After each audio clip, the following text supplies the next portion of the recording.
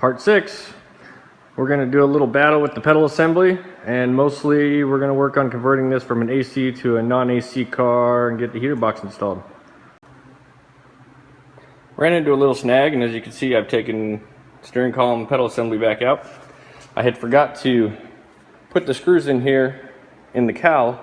Those hold the top of the pedal assembly in, and I could not get the bolts to line up. So I kept taking pieces out, and they still wouldn't line up. So I found a problem inside the car.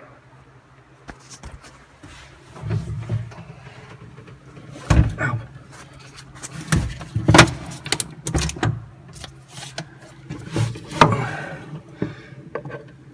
See if you can see the, okay. You can see that up in that corner.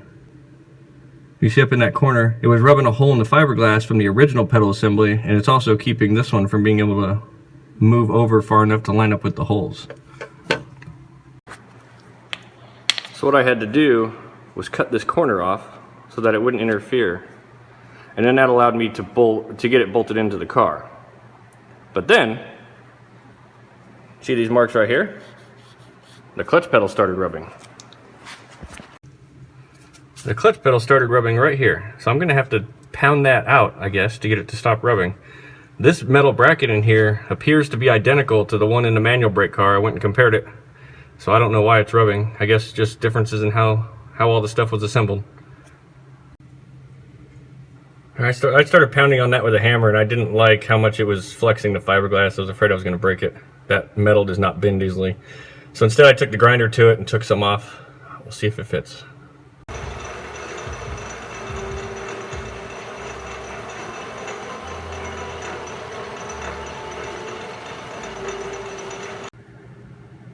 So anyone that's done a booster on one of these cars before, you know that that top bolt is very hard to get on, or the nut is hard to get on there.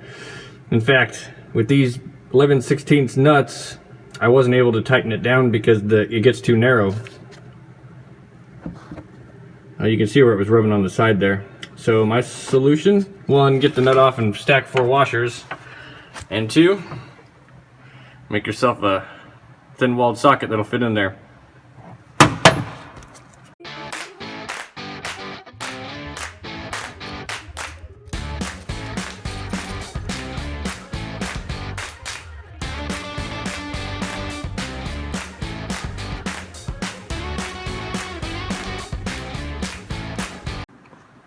Something else I'm going to be working on is converting the car from AC over to no AC. And the reason is, this is the box that goes in the engine compartment for an AC car. This is the box that goes in the engine compartment for a non-AC car. You see that you gain a lot of room in the engine compartment. And the AC never worked in this car anyway. So I found out that the box on the inside, that's the box that goes on the inside for an AC car, is different than the box for a non-AC car as well. Luckily, when I bought all the parts, I got about 2 cars worth of parts, and one of those cars, actually two sets of the parts were non-AC cars. So I have all these extra parts. I wouldn't have been able to figure this out if I didn't have all the parts around that were extra. So another difference, if we turn this box over compared to this box, you can see it's much different. So in this box, the heater core is different as well. The lines actually come out the bottom, so they're facing down to the ground. Whereas on this one, they come out, as you can see, they come out the side, out the front. So this is a better angle to explain it. So looking from the engine compartment, this is what it looks like when it's mounted, and the heater core lines are going down. On this one, they're coming out the side. The next difference I found is that the opening in the firewall is larger on an AC car. As you can see, there's opening at the bottom and the sides that the non-AC cover does not cover. Luckily, I have a whole other body that was a non-AC car, and you can see the difference in the hole. It's shorter here and shorter here.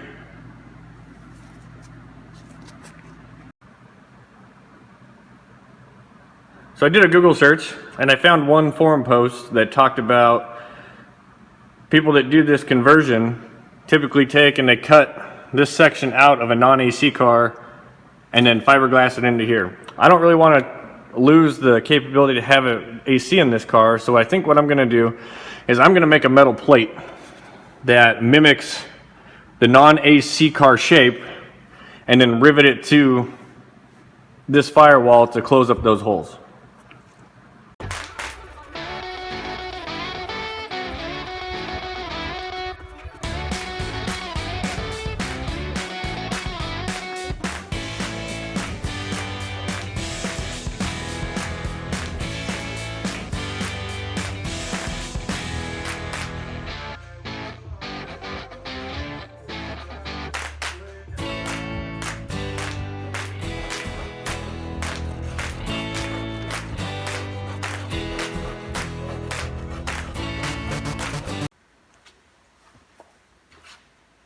Corvette Central sells this heater box rebuild kit. It's actually made by Zip Corvette, but it comes with all the parts, seals, to completely rebuild the entire no AC heater box. The first part is we gotta take out the rivets to get this metal plate off so we can get to the gaskets inside.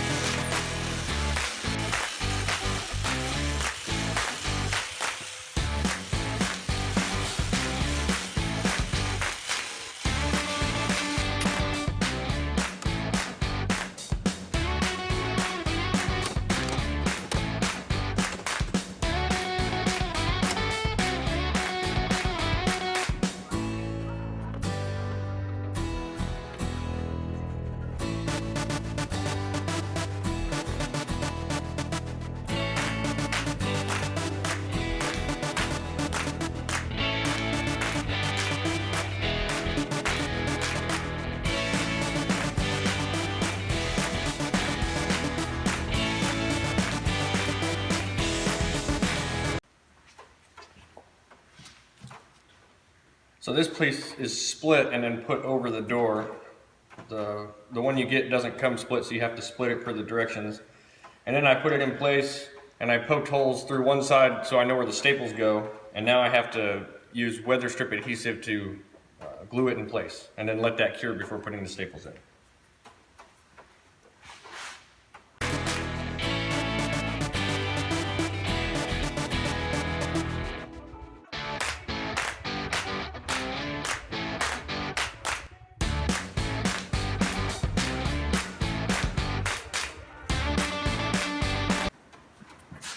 There's sealant down in here that helps separate the hot side from the cold side.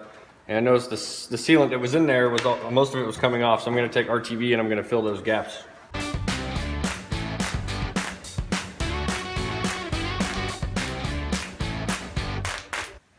Okay, I did some measuring between the AC car and the non-AC car, and it appears that this is at the same location, and so is this top.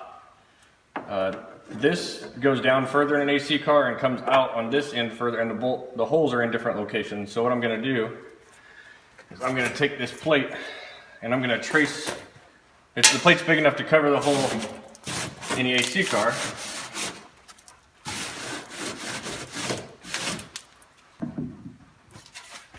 So I'm going to try to use Gorilla Tape to hold this on there for me.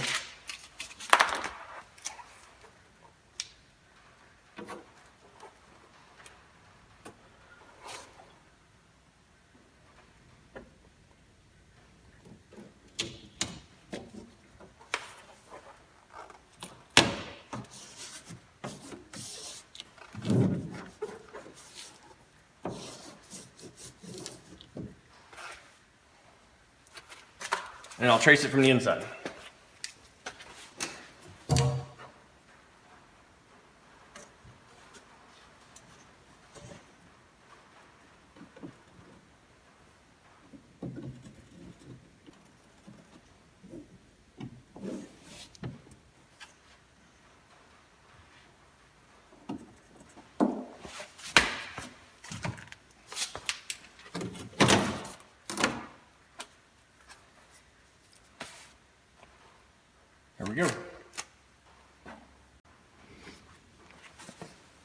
So on the AC car, there's this bracket here that's riveted on that I need to take off because it's in the way.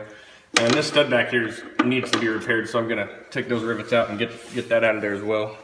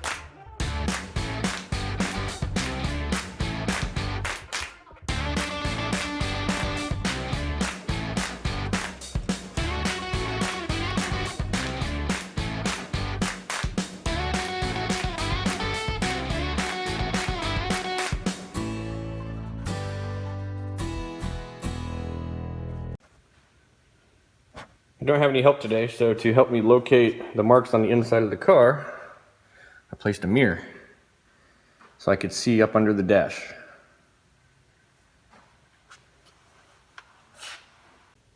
So here you can see the difference between the AC and non-AC car. The green line is the AC car, lower mounting holes, and the black is the non-AC car. So what I'll do is I'll cut out this inner piece and leave the rest. I'll use these holes, the green holes, except for this one because it is in the same location. I will use those holes to help mount the plate. And this one here wouldn't have enough structure because it doesn't go through the fiberglass. It's right at the edge of the fiberglass in the AC car. So this plate will help support that mounting location.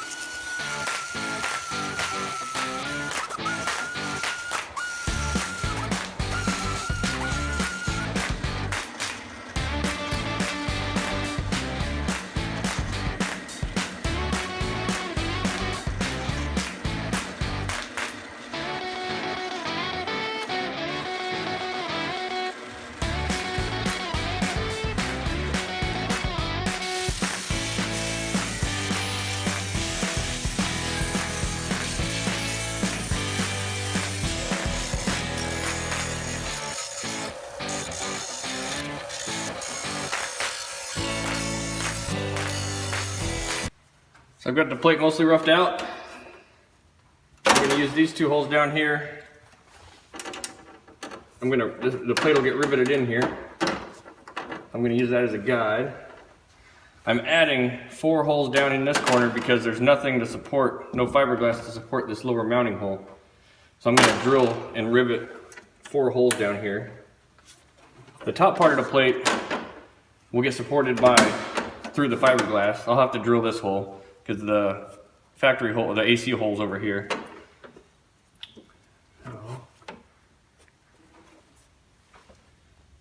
That looks pretty good.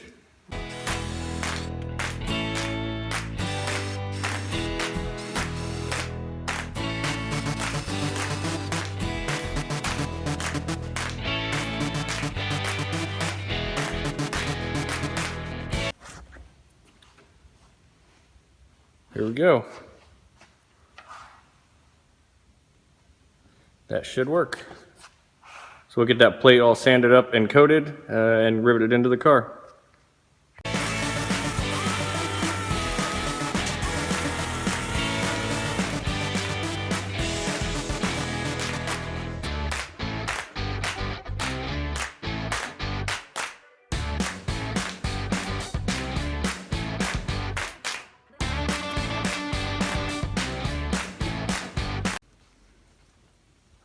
So here's the non-AC box in the car. I noticed that here, this gap's going to be a little bit wider because of the thickness of the fiberglass. So what I did is I cut some of this foam that I had to fill. When that's smashed down, it's about the same thickness as the fiberglass, and that will fill that gap to seal the box there.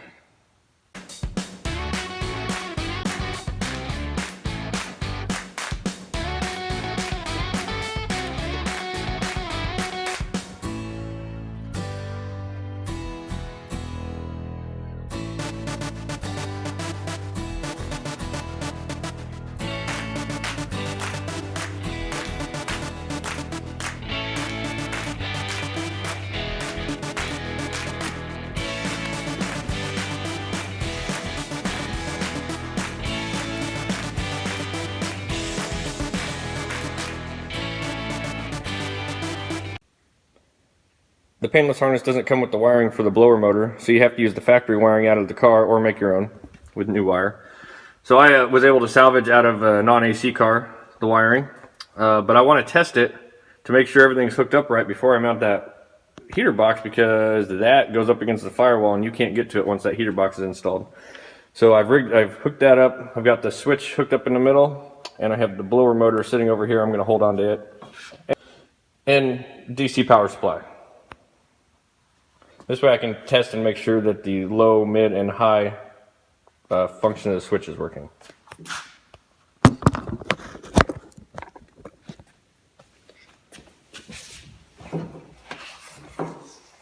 So I hook up power to the switch and then ground to the fan. I have my power supply set at 12 volts. Turn it on, switch is in the off position, so if I turn it to low, medium, high, everything works just fine.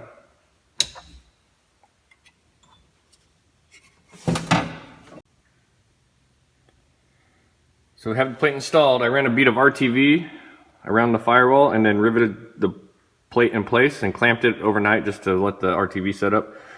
The top of the plate will be held in by the sandwich in the heater box, inner and outer heater boxes. I feel like the plate turned out pretty good for doing it all by hand. You know, this just shows that you don't have to have a fancy CNC plasma cutter to make nice parts, or to make nice functional parts, that is. We'll finish work on getting the rest of the heater box installed.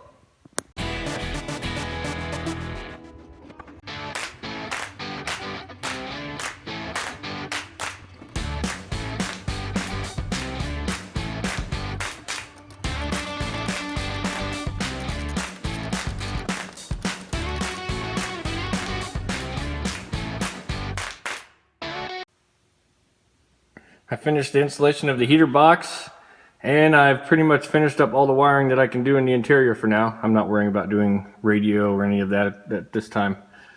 So on to the next part. Right in this part, I walked through and made an adapter plate and converted this car from an AC to a non-AC car to save a lot of room in the engine compartment here. We also saved a lot of room under the dash by going to non-AC. All the ductwork for the AC that comes across and into the front panels isn't there anymore.